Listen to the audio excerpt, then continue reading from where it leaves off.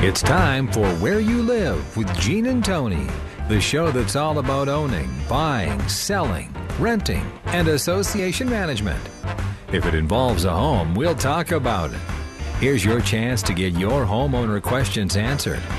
From the Concierge Landscape Studios, here's Gene and Tony. Needed the shelter of someone's arms, and there you were. Needed someone to understand my ups and downs, and there you were.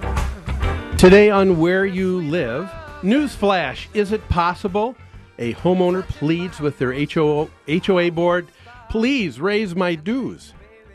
Ice dams have cost Minnesotans quite a bit this year. What can you do? We'll spend some time dealing with the most common myths and misconceptions out there with some folks who really know their stuff. And if you remember, last week we brought you a story about a psychologist in Nevada who claims that a lot of dysfunction in HOAs is a result of homeowners who develop HOA syndrome. Is it real? If so, what can be done? We're going to have a frank and candid discussion with Dr. Gary Solomon from the College of Southern Nevada. Good morning, everyone. I'm Gene Sullivan. And I'm Tony Crockett. How are you today, Gene? I'm good. You know, we want our callers to, or our listeners to become callers and call in and tell us what they think about the issues we're discussing.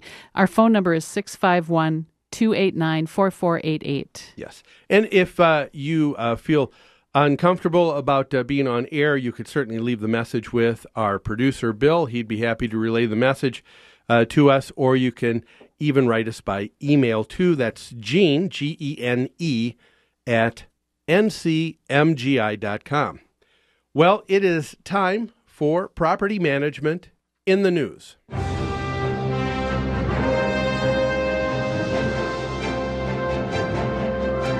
And today we have an issue. It's a recent court case from New Jersey's appellate court. It's called Condominium Maintenance Fees Must Be Sufficient to Maintain Common Areas. In a recent New Jersey court, it recently held that a condominium association is in breach of its fiduciary duty to its members by, one, failing to maintain the common elements, and number two, failing to increase the assessments sufficient enough to maintain the property, and three, fund adequate reserves. This is a case called Ebert versus the Briar Knoll Condominium Association, where Ms. Ebert alleged that the Board of Trustees failed to hold meetings open to the members, failed to provide proper notice of board meetings. 3, the association was not maintaining the property. 4, was not setting aside adequate reserves. And lastly, was not raising assessments sufficient to fund both of these things. The appellate court reiterated the long-standing rule that a condominium has a fiduciary responsibility to its owners and said the condominium is responsible by law to maintain, repair, replace common elements. The appellate then added that a condominium must assess and collect funds for common expenses sufficient to carry out those responsibilities. And then in an interesting part here, it also wrote and talked about the board of directors having an additional responsibility with what was called the business judgment rule. And the business judgment rule is basically stating that in the absence of bad faith or some corrupt motive, directors of any corporation are usually not liable for the mistakes made in judgment, whether those mistakes are classified as a mistake of fact or mistakes of law.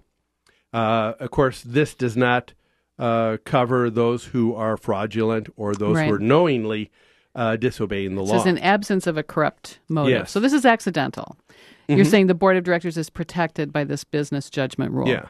But this is real interesting. Here we have, not too many times you have a homeowner saying, you know what, I've got to take my association to court because they're not charging enough. They haven't charged me enough assessment. That's absolutely true. But, Gene, have you ever worked with a homeowners association whose board has always had the goal not to increase assessments?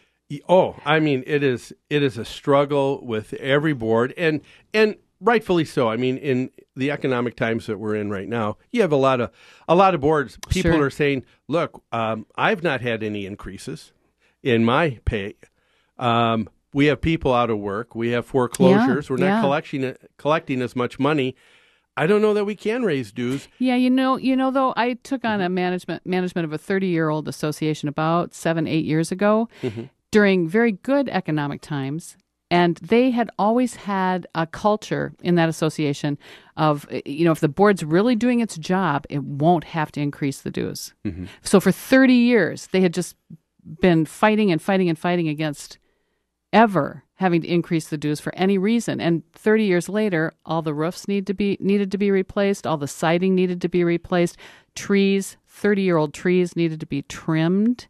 They had no money to do it. Well, and that's because they allowed the hopes of deferred maintenance to be able to carry them through one other year. And I think why we're bringing this up today as an example of something to learn from is that just because you just wish it so doesn't make it true. And there's a number of things that we always try to encourage our clients to think about when it comes to developing that budget for the next year. You can't just automatically say, "Hey, we're just going to forget about raising dues and then try to work backwards." Oh, absolutely. They say, okay, our dues right now are $150 a month. We want them to be the same next year. So let's start. How much money is that if we collect $150 a month from every homeowner? Okay, we've got $125,000. Now let's work our budget. Yeah. That's backwards, right? Yeah, yes, it is. There's a couple things we'd like to have you consider before putting together that next budget. One is know the difference between essential and non-essential services. Good point. And so when you think of essential services, what are the things that Well, you're thinking? the things you can't live without. You have to have trash removal and recycling. You have to have snow removal. You have to have insurance. What else is there? Water. Utilities. There you go. Yes, and these are a number of things that, as we are all well aware of, there are increases just about every year in the cost to all of those services, and there is no homeowner. It doesn't matter whether you're in an association or in a single-family home. When the cost of receiving water in your municipality goes up, you can't say, "No, I don't think I'm going to pay it this year." That's right. Well, you can, but then you're without water. And that's part of what is probably kind of difficult for people and what they don't, where there's the disconnect when they think of the association's budget. Yeah. They're not thinking, you know what, there are some things that have to go up, and those essential services you can't do without. And so what is example of non-essential services? Well, non-essential service, of course, would be the opposite. These are things, this is not to say that they're not important, but they're things that you have, you can do at your discretion. So, for example, the doors to all of the homes may need to be painted. The siding may need to be painted. Fences need to be repaired. The carpet in the condominium hallway needs to be shampooed. Well, if there's not enough money, because they're non-essential, sometimes people will go a little bit longer before doing them. Sure. And then those non-essentials become essentials eventually. Isn't that right? Oh, yes. And that's where it becomes very insidious. You're right, because you get, if you don't properly maintain a carpet in a hallway, you can shorten that life by about half, and its life, and now all of a sudden it has to be replaced. And then you don't have, and when an association gets into that mindset where all of a sudden, boom, something has to be replaced, now they're not looking at things in accordance with being able to get best pricing because they have this disaster. One area that I'm aware of is elevators. And an essential service, and I knew of one association that said, we know that the motor was going to go out, but they decided, and they really struggled with it, do we pay for it now? Oh, yeah. Before it breaks down, and they decided that if they waited till it broke down, instead of it being out of service for 2 to 3 days while a new one's being replaced, it would probably be a 5-6 week Wow. process. Well, people living on a 6th, 7th floor, Yeah. that's not acceptable. No, it isn't. It makes it impossible Especially to live if you're elderly in too. your home. Yeah. That's right. How about reserve funding? Well, and that's one of the things that ends up going, and I guess that's the second logical step after you take a look at deferred maintenance.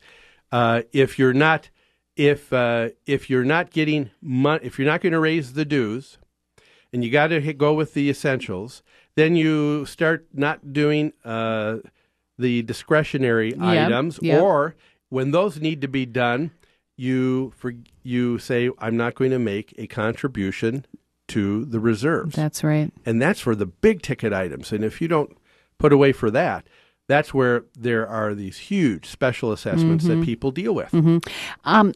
What about this? We managed a lot of brand new townhome associations when lots of them were being built around the metro area. And one of the things I heard all the time was, I just bought my townhouse. The roof is good for 20 years, and I'm not going to be here in 20 years. So why should I pay now for that roof to be replaced 20 years down the road? Yeah, that's a good question. I think there's a failure sometimes for folks to realize the fact that they are adequately taking care of their home does indeed make a difference when it comes to resale time. Absolutely. I mean, there is a much more sophistication with the home buyer, with having professional reports done on the condition of homes, the mechanicals, a lot of things, whether it's a single-family home or an association, and people need to be aware of it. Yeah, I guarantee that if the buyer comes to you and looks at your financial reports and notices that, hey, these roofs are 15 years old and there's no money in reserves for a new roof, that means I might get stuck with a special assessment. Buyers are much more sophisticated. Yeah, and the one thing that I really appreciate about Ms. Ebert was not only when she was making that case about the association needs to pay more, the other thing that she mentioned that I thought was very, very telling, she said the board failed to hold meetings open to the members and failed to provide proper notice of board meetings.